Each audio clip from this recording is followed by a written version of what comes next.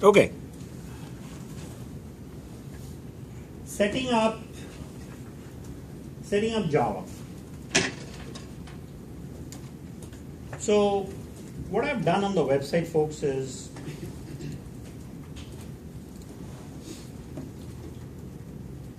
under content, these links don't show as working because there's a plugin for Flash that's not installed.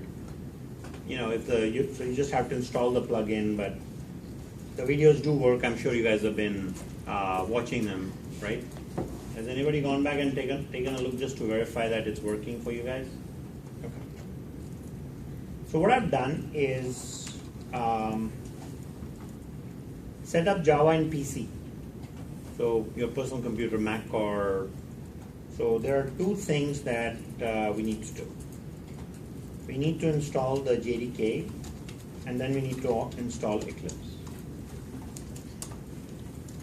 Now, if you're on the Mac, on Macs, JDK is already installed. So you don't have to go in and do anything. If you're on a Windows system, JDK needs to be installed. So what I've done is, folks, given you a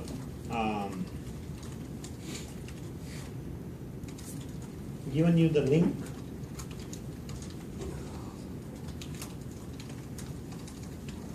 on where to go and install, and where to download it from.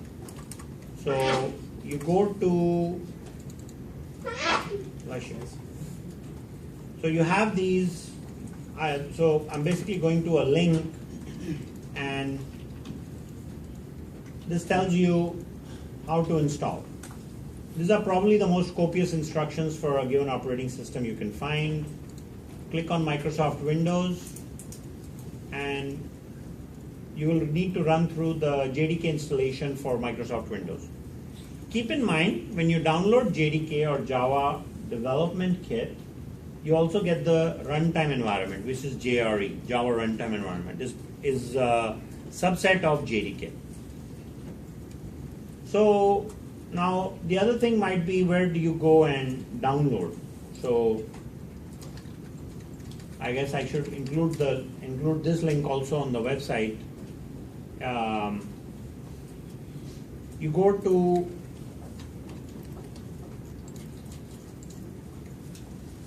So on PC you have to install.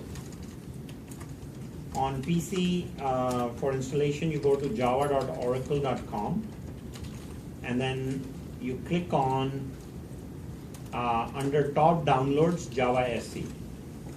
So look for top downloads, and then under that Java SE.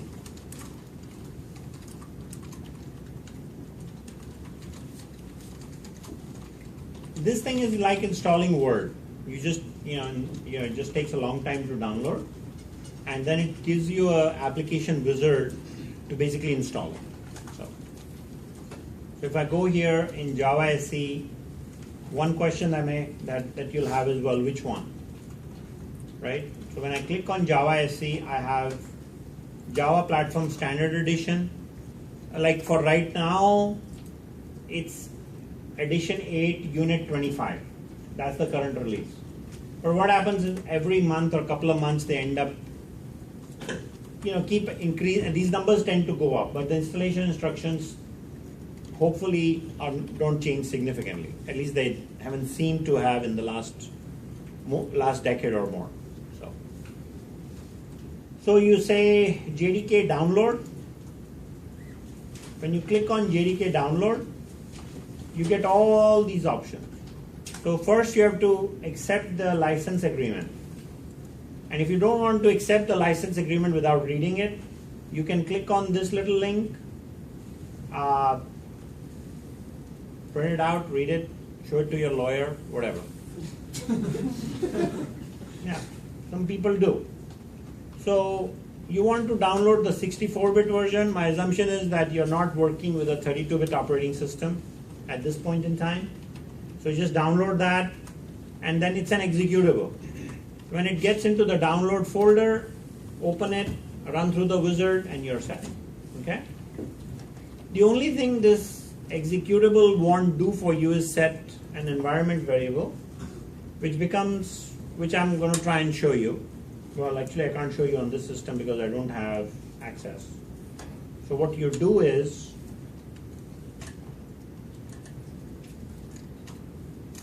so after download and running the wizard,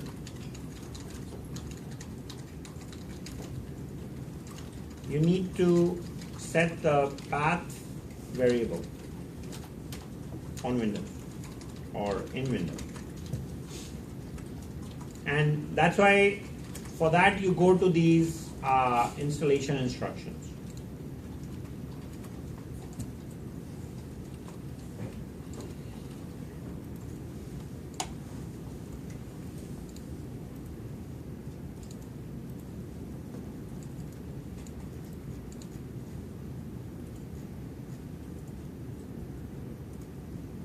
There you go, that link right there. Updating the path environment variable. So what I'll do is I'll put that link also in your notes so you have it. But it tends to change every so often. So now if Java, once you've gone through the installation, if I go back to, like I'll just start a command prompt, and this is a good way to verify if JDK has been installed properly or not.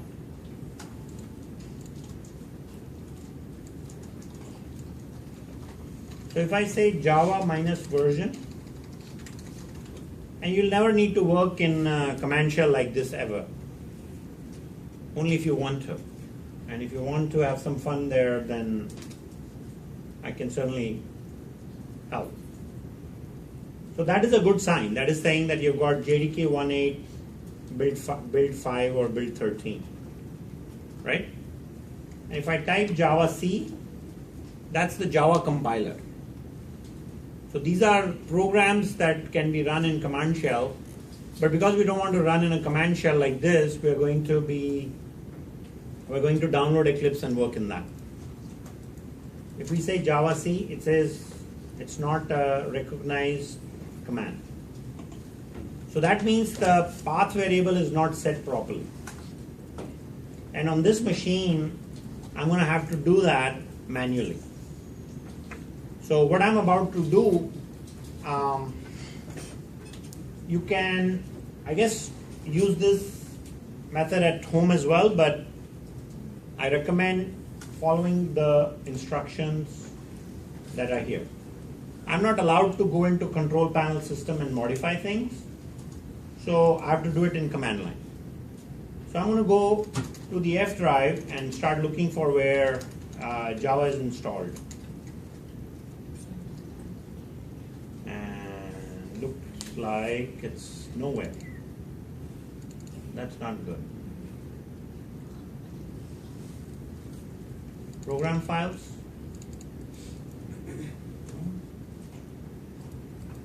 C drive. Okay. All right, so let's go to C drive. You're not expected to learn all this, by the way. But if you want to, it's kind of fun sometimes, right? So we are on C drive. We're going to go to program files, and then Java, and then I'm going to look for JDK 1.8. And I'm going to look for the bin directory, because this is where Java C is. See, this is the guy I want to use. That's what I should see when I type Java C in the command prompt. All this stuff, right? But when I did that, it could not find the file in this directory. I had to go to the directory. So if I put this entire directory in the path variable, then it will work from anywhere. Okay? So what I'll do is now select this guy and copy it. And then I'll say set path equals %path %, semicolon, and paste. So what I'm doing is, by that command, with that command, I am appending the directory to the path variable. Now when I log out, this thing will disappear because it's only for my Windows profile. Okay? So I'm done with that. Now if I go to my Z drive and I say Java C, it works. Before it did not work. You guys will not need to do all this. This is a hack, right? And it's recorded, it's there. If you guys want to use it, you can take notes from the video and do it, but you never really need to do it on your personal computers. It should just work. So now we go and talk about Eclipse. So we need to download Eclipse. We go to eclipse.org. And you're going to get the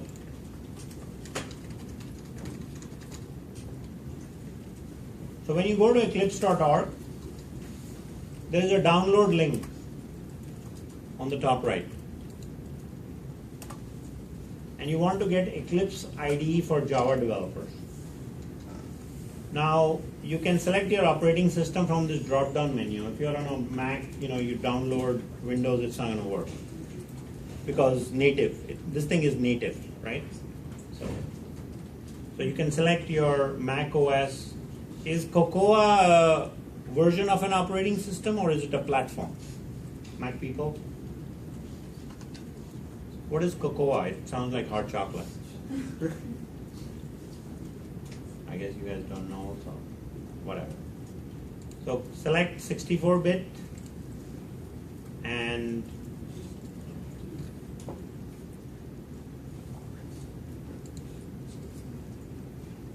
it will prompt you for that. You don't have to click on any of that, just save the file. Okay? This is an open source product. It's kind of like music. So it will download, and then what you do is once you have downloaded that successfully, after download, unzip. Or on Mac, you might use, I remember using Stuff It, or you unpack it somehow, right? And then look for application named Eclipse and add a shortcut somewhere. Add a shortcut to your taskbar or desktop. And that's it for the install. You just double click the Eclipse icon and voila, it works. If you guys run into any trouble with this installation on your mobile devices, and if you bring those with you, mobile devices, I mean laptops. It won't be installed on, tablets or other things, at least not so far I know. And so if you have trouble with that, come and see me during office hours and I'll help you out. Okay? Because you can run into one or two small issues, and then don't sit there spending hours and hours on it. Just come see me, and that way you can carry on with life, because your goal is not to be stuck on this. The goal is to learn Java. Question? Try to do this before Wednesday. Unless you're working in the lab, then all of this is already done for you. Okay? So let me go ahead. Any questions I can answer? Okay. We'll pause for about 7 minutes. We can take a little breather. Same for me. And then we'll resume. Okay?